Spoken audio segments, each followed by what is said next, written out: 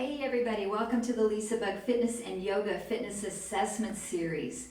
One of our assessments that we want to keep track of is our resting heart rate.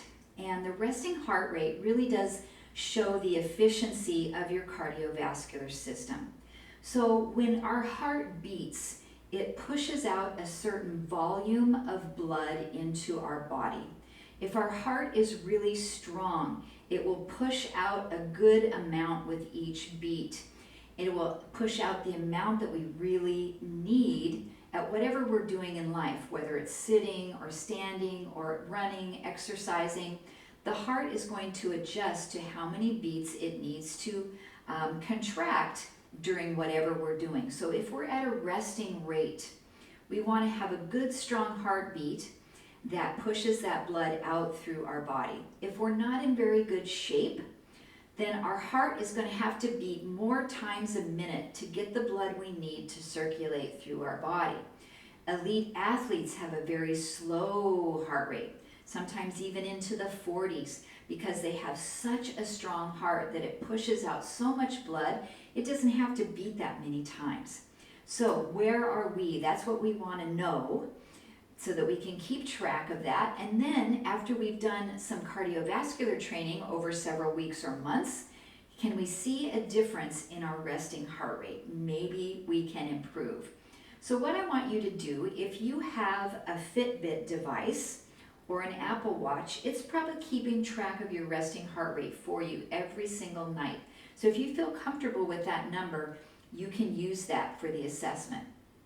If you don't have that, then what I want you to do is 3 mornings in a row, you are going to be in bed and just waking up in the morning. So you're sleeping, your eyes open, with very little movement. I want you to find your heartbeat at your carotid artery at your neck or at your radial artery on the thumb side of your wrist.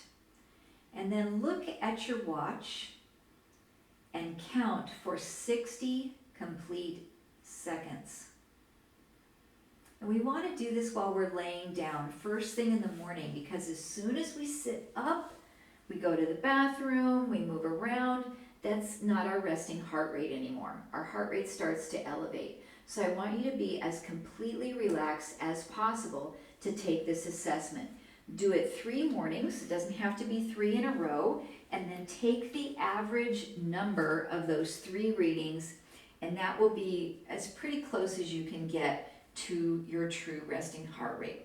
Now sometimes there's reasons why your resting heart rate won't be accurate.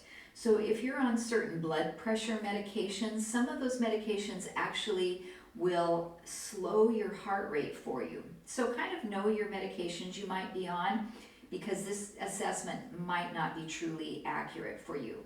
Also, with this assessment, I'd like for you to take your blood pressure. So go to a grocery store, a pharmacy, what have you, have a seat, make sure you're relaxed, sit there for a while, and take a couple of blood pressure readings and jot that down too, because I'd like to see how our blood pressure is over time as well, and make sure that that's in a healthy range. So, all right, I'll have an article or 2 attached in the notes of this video for more information, but let me know if you have any questions, everybody. Thanks, take care, and I'll see you next time.